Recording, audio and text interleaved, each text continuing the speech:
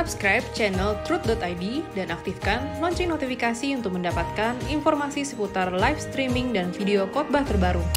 Posisi tombol subscribe berada di kanan atas channel kami dan jangan lupa nyalakan loncengnya.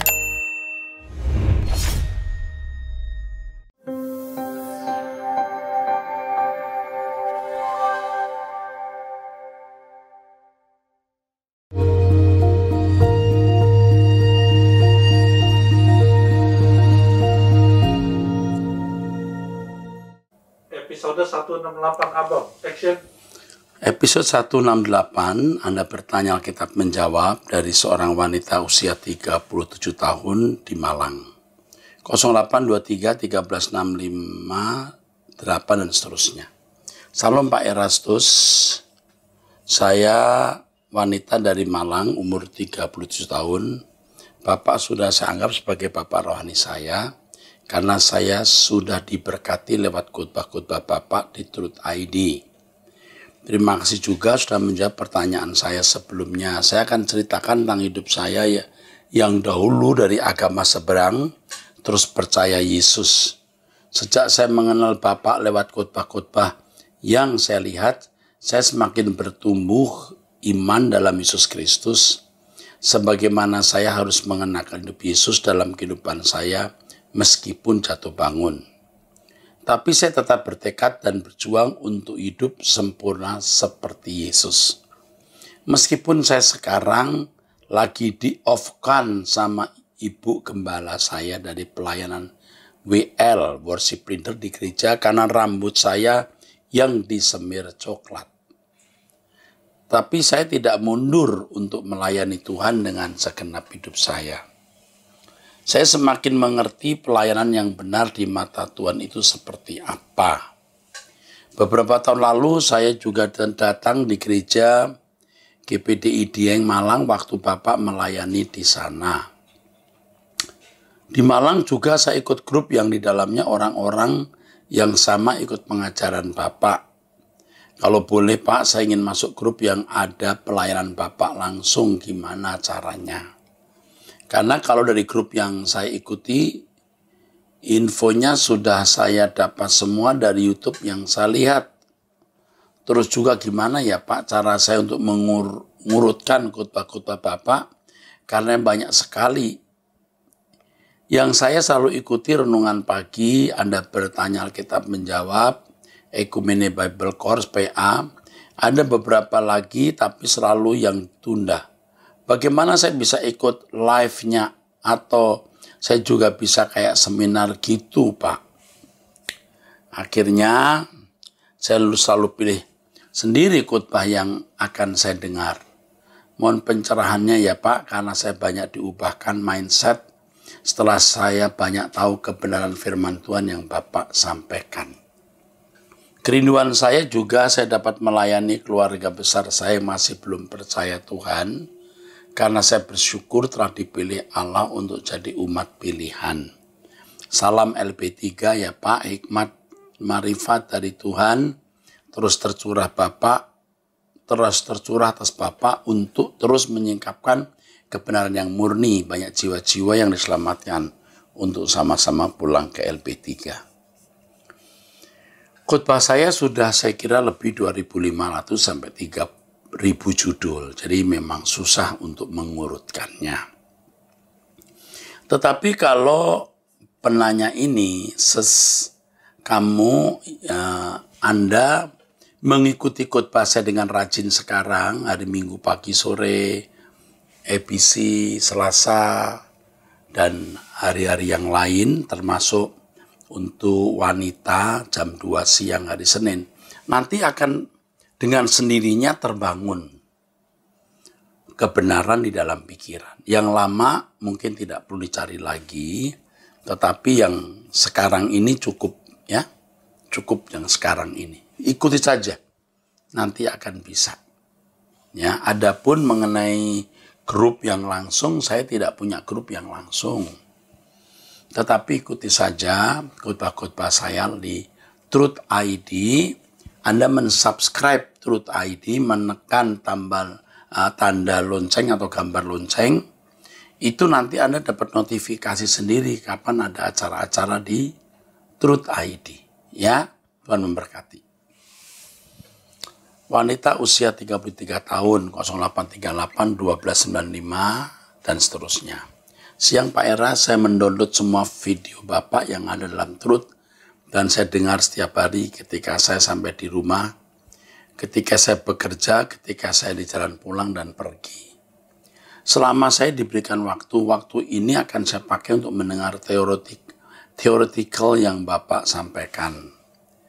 Saya sadar semua theoretical ini hanya satu aspek, dan di aspek lain praktek dalam pengujian hidup saya. Terutama ketika ada masalah, yaitu masalah yang saya cari dan atau masalah yang tidak saya cari. Dan bagaimana di dalam masalah itu saya bisa melihat sejauh apa kapasitas saya dalam mengimbangi theoretical dan segala apa yang saya cari dalam Tuhan di dalam dunia. Karena saya membaca ayat setahun ketika saya berusia 20-an. Saat ini 33. Belasan tahun membaca ayat setahun menjadikan saya mendengar ayat firman dari Bapak Eras seperti dayung bersambut. Karena saya tahu bukan karena mendapat sepotong, karena saya pun selalu membaca ayat setahun dan akan terus saya baca sampai saya selesai di dunia. Saya sadar daun hijau saya mungkin tidak sehijau anak dunia yang lain, yang baik atau orang yang tidak mengenalmu. Tapi fokus dalam kehidupan saya adalah membangun akar, memperbaiki akar, dan selama saya memiliki waktu di dalam kehidupan. Itu semua adalah kesempatan yang harus saya pakai dengan baik, bukan membuangnya dengan sia-sia, karena segala kesia-siaan membuat standar hidup saya semakin menurun. Mindset penerimaan saya perluas dengan mendengar khotbah Bapak. Menerima bahwa kita butuh didikan dan pengajaran, saya keluar dari pola lama dan membentuk pola baru. Dan yang baru itu menjadi pola lama, sehingga saya harus keluar lagi dan membuat pola baru. Yang membuat saya keluar dari pola lama adalah hikmat dan masalah saya. Itulah mengapa saya melihat masalah juga adalah berkat, karena itu pula yang membuat perubahan. Puji Tuhan. Ya, saya mendengar sembari, saya pun melakukan. Dan sikap perkataan saya adalah buah yang sangat jelas dari akar saya. Saya menerima bila saya salah, dan itu membuat saya membawa terus di dalam doa. Di dalam kelakuan saya tahu dengan jelas yang saya lakukan untuk orang lain, untuk saya, atau untuk Allah. Dan ketika saya melakukan dua yang pertama, saya tidak mengalami kedamaian. Namun ketika saya melakukan untuk Allah, saya peroleh damai, lalu kemudian semua esensi yang ada menguji lagi dan disalurkan dengan waktu dan diuji lagi. Sedang saya fokus kepada diri saya sendiri, saya bisa melihatnya pula dari orang lain, karena saya berusaha menilai dengan adil sikap perbuatan saya. Dan sesudah saya menilai dan melihat hati saya, kebobrokan juga kemunafikan yang ada, saya pun menyadari dan menerima dengan baik bahwa semuanya pun demikian. Menerima bahwa saya tidak lebih baik dari orang lain dan orang lain tidak semua lebih buruk dari saya.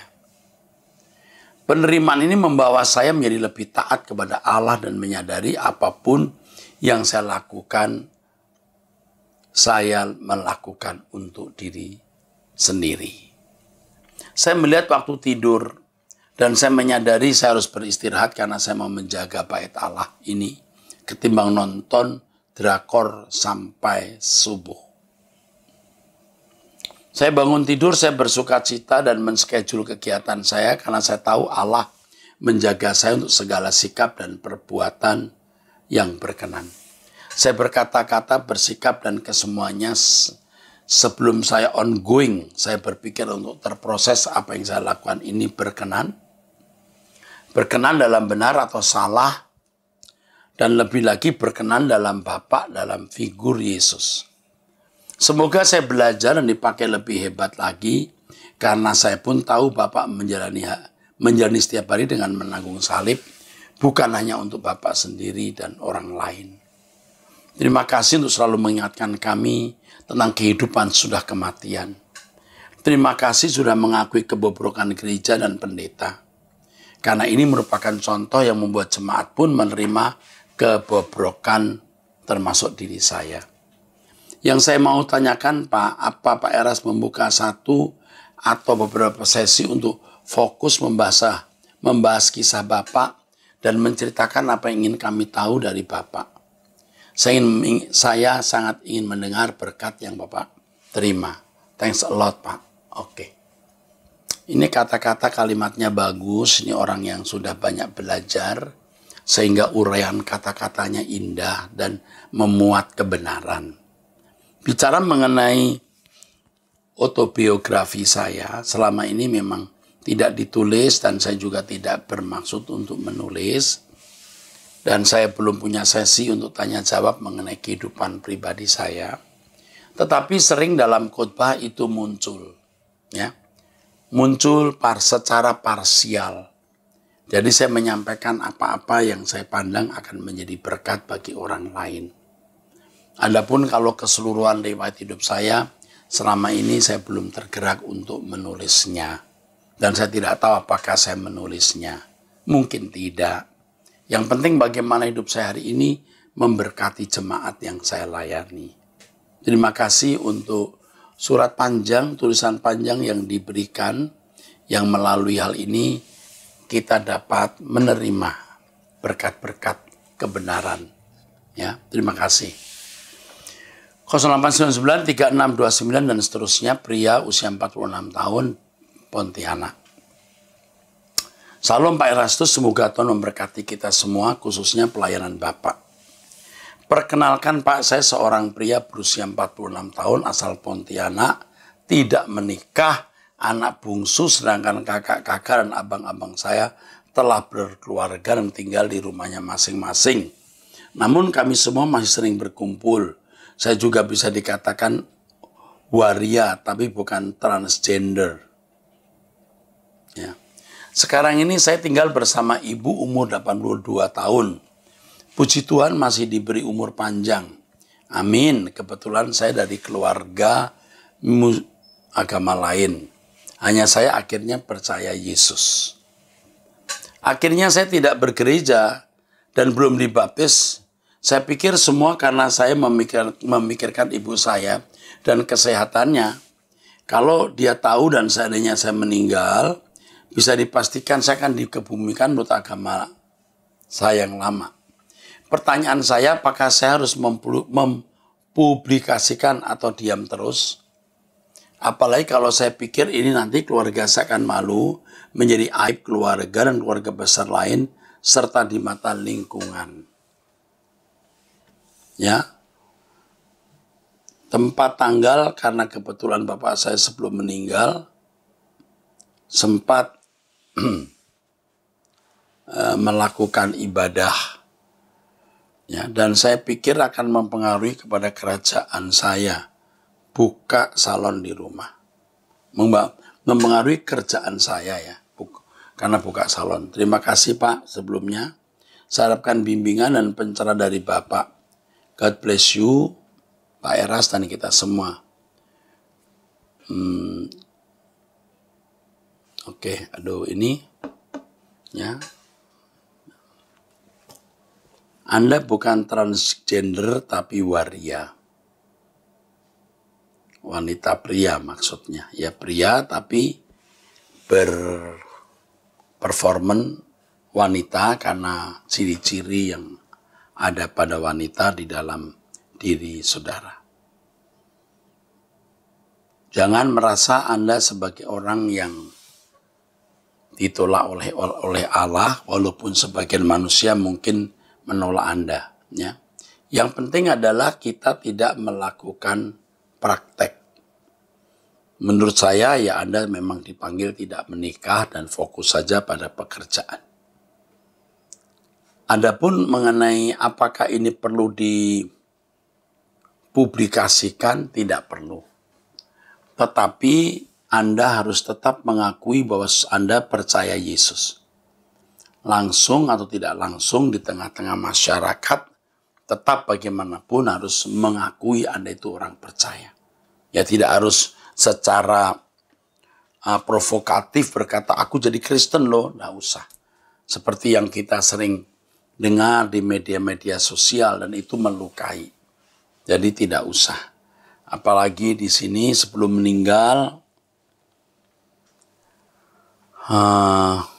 Bapak Anda sempat pergi ke Arab, ya. Dan Anda tidak ingin ini mempengaruhi keluarga besar dan pekerjaan. Mempengaruhi pasti, menimbulkan kegaduhan pasti, tapi jangan sengaja melakukan hal itu. Ya, tetap saja Anda tetap saja setia sebagai orang Kristen, tidak usah harus berteriak-teriak. Nanti Tuhan sendiri yang akan membuat satu keadaan atau memberi kesempatan Anda harus mengakui bahwa Anda orang percaya kepada Yesus. Oke, saya kira cukup. Saya teruskan. Dari 0822 9318 4 dan seterusnya, Manado, usia 42 tahun, laki-laki. Salam Pak Eras, saya dari Manado, bergereja lokal di salah satu gereja GBI terbesar di Manado. Saya sungguh diberkati dengan pengajaran-pengajaran Pak Eras, karena saya merasa prinsip hidup kekristenan saya terkonfirmasi dengan pengajaran-pengajaran firman yang dijelaskan Pak Eras.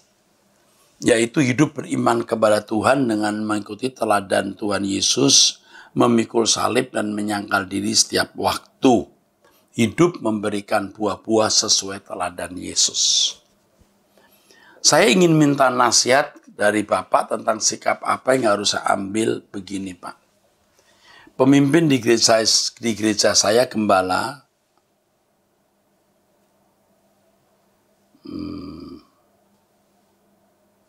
ini agak pribadi sifatnya ya. Agak mengerikan ini.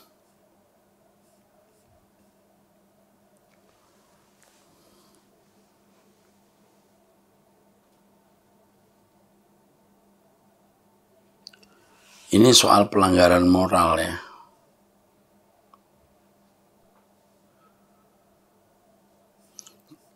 Terpaksa minta maaf, yang ini tidak saya lanjutkan, akan saya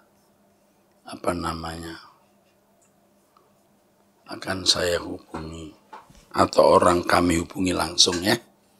Kalau ini menyangkut, sudah terlanjur saya sebut tadi nama gereja besar, namanya ya. Jadi tidak perlu saya teruskan demi menjaga privasi dan nama baik orang ya. 0823 6385 dan seterusnya, ibu rumah tangga usia 30 tahun di Medan. Salam Pak, saya mau bertanya mengenai seminar Bapak tentang memustahilkan perceraian. Sebelumnya saya juga sudah mengikuti mendengar seminar Bapak tentang perceraian waktu di Medan, dan saya juga memiliki buku Bapak tentang perceraian. Pak, ketika saya mendengar semua seminar Bapak, saya merasa sakit semua jiwa saya, Pak. Menikah bukan mencari kebahagiaan, tetapi memberi kebahagiaan. Isi dari seminar Bapak demikian waktu di Medan. Dan bertahan dengan keadaanmu sekarang. Isi dari seminar memustahilkan perceraian. Waduh Pak, rasanya sakitnya tuh di sini Pak. Di dalam hatiku seperti lagu Citata. Gimana Pak caranya bertahan dengan keadaan suami yang sudah 2 tahun ini tidak bekerja Pak? Dulu suami bekerja, tapi karena pabrik tempat dia bekerja bangkrut, jadi pabriknya tutup dan kami memutuskan untuk buka usaha laundry. Kami bekerja sama Pak tanpa karyawan. Ya. 2-3 bulan kami bekerja sama.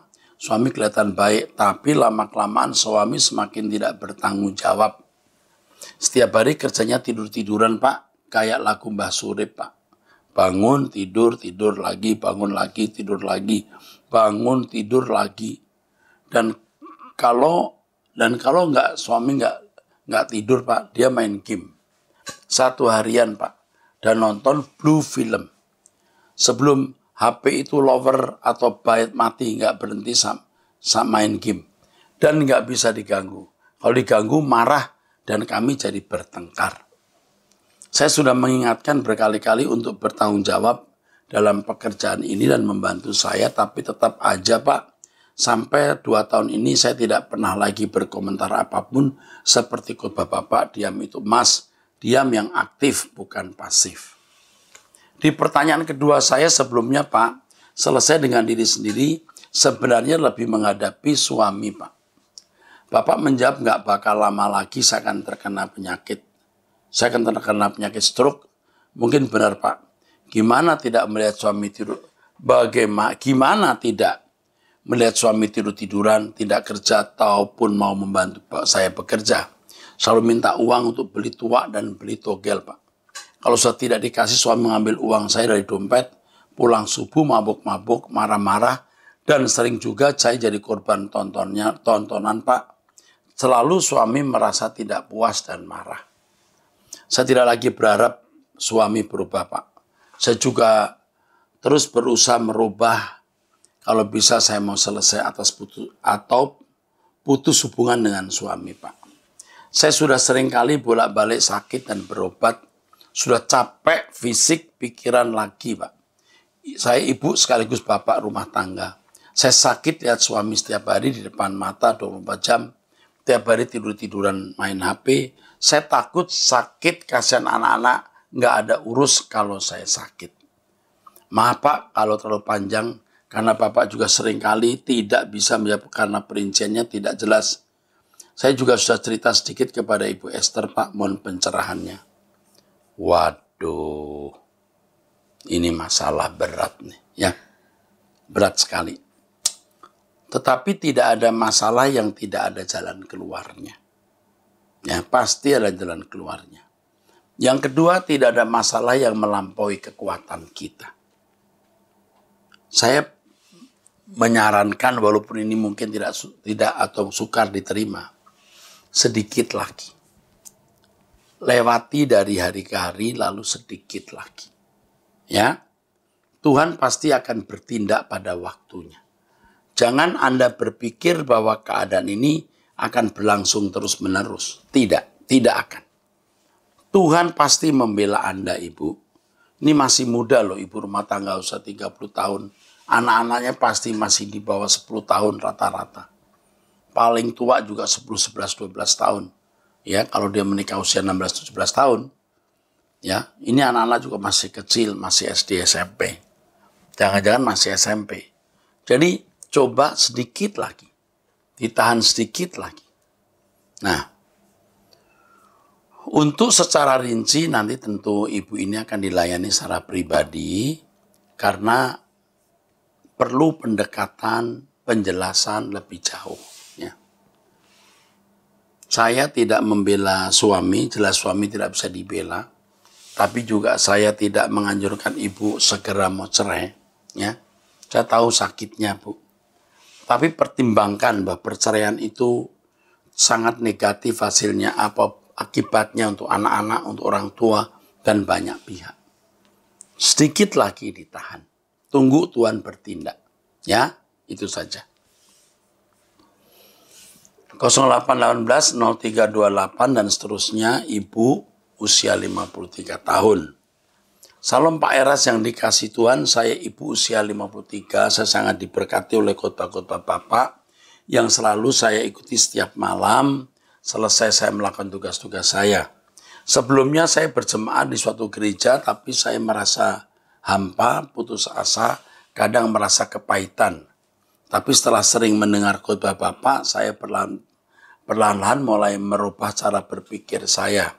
Kalau diizinkan saya ingin menjadi bagian dari Truth ID. Dan kalau boleh saya ingin konseling secara pribadi melalui telepon atau WA. Walaupun bukan langsung dengan Pak Eras. Dengan staf Bapak saya sudah sangat berterima kasih.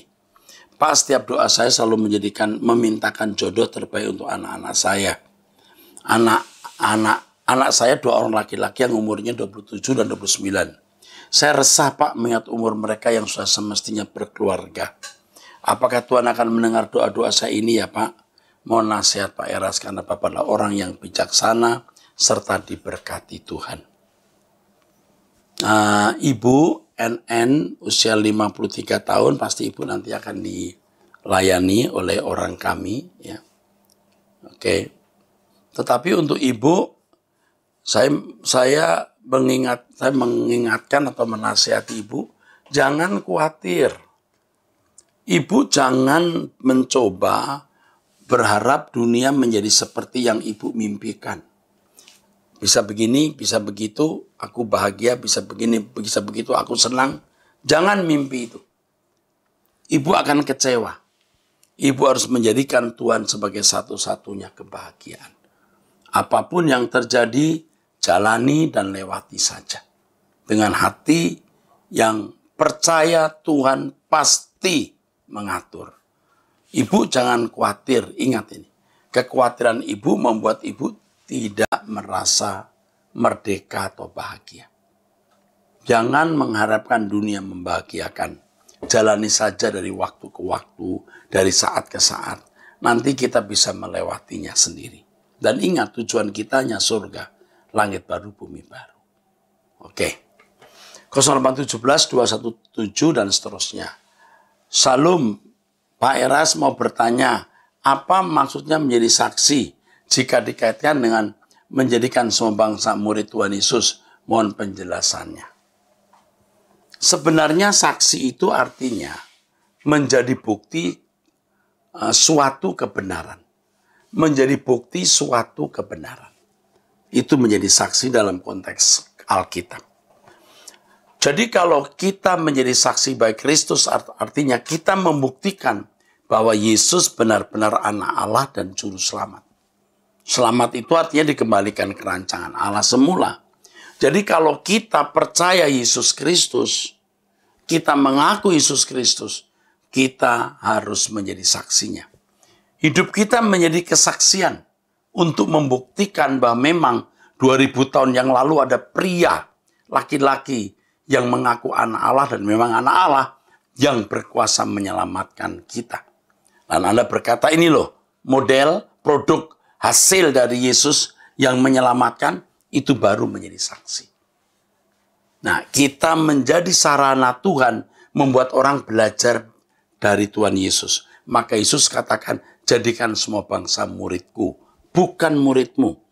Tugasmu menjadi kesaksian sehingga orang mengenal juru selamat itu. Ya, jadi saksi bahwa dia benar, dia anak Allah, dia juru selamat. Buktinya ini. Nah, itu baru namanya menjadi saksi. 0812 63 34 3 dan seterusnya dari seseorang.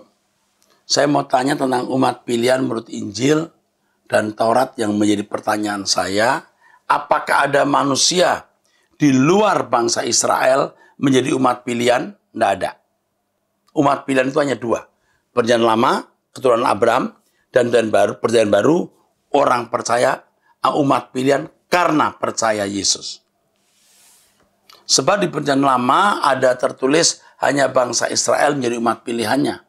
Di luar bangsa Israel yang diselamatkan adalah umat yang dikasihnya.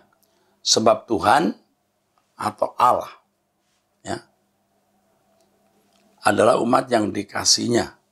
Jadi saudaraku, yang namanya umat pilihan itu bangsa Israel dan orang percaya kepada Yesus. Di luar ini bukan umat pilihan. Tetapi seperti yang saya sampaikan dalam khotbah saya, bukan berarti mereka pasti masuk neraka. Kalau mereka memiliki perbuatan baik, mengasama seperti diri sendiri, bisa. Ya.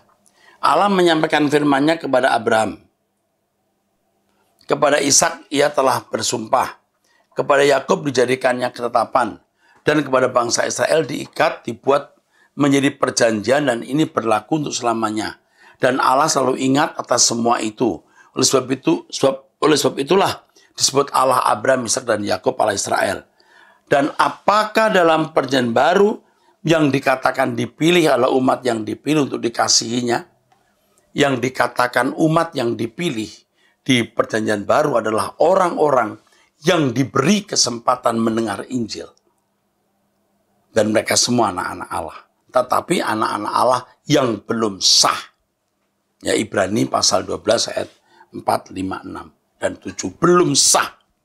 Nah, jika bertumbuh terus, memiliki karakter ilahi atau mengenakan kodrat ilahi, baru sah disebut anak-anak Allah, saudaraku. Ya, baru sah. Ya, ini demikian jawaban saya ya. Teruskan, sebelum diteruskan, penanya yang 08126334, saya harap mengikuti khotbah saya mengenai keselamatan di luar Kristen akan lebih lengkap terjawab. 08573822 dan seterusnya, ibu-ibu usia 46 tahun di Bali. Salam Pak Eras, saya bertanya tentang Roh Kudus yang mendiami orang percaya secara permanen. Bukankah berarti Roh Kudus tidak akan pernah meninggalkan orang tersebut? Tapi saya pernah melihat langsung seorang kesurupan setelah selesai ibadah minggu di gereja, bahkan ketika kakinya baru saja melangkah di luar pintu gereja. Di pintu keluar gereja ya. Pertanyaan saya, di manakah Roh Kudus saat itu? Jika ada Roh Kudus dalam diri orang tersebut, mana mungkin roh jahat menghinggapi dia? Terima kasih untuk jawabannya. Terima kasih Tuhan Yesus. Jadi Roh Kudus itu diam di dalam diri kita, tidak menghilangkan kesadaran kita. Satu, dua. Orang yang tidak menjaga kesucian itu orang yang menolak Roh Kudus. Dan orang-orang seperti ini yang kotor hidupnya bisa dicemari dosa. Bisa dimasuki kuasa kegelapan. Bisa. Oleh sebab itu ya, kita harus menjaga kesucian terus. Dan tetap berjaga-jaga. Ya, jangankan jemaat. Saya pernah lihat pendeta juga kemasukan setan. Pendeta itu. Ngeri kan? Jadi orang harus hidup bersih dengan kehidupan yang bersih. Setan tidak bisa hinggap dalam hidupnya. Tuhan berkati. Sampai jumpa.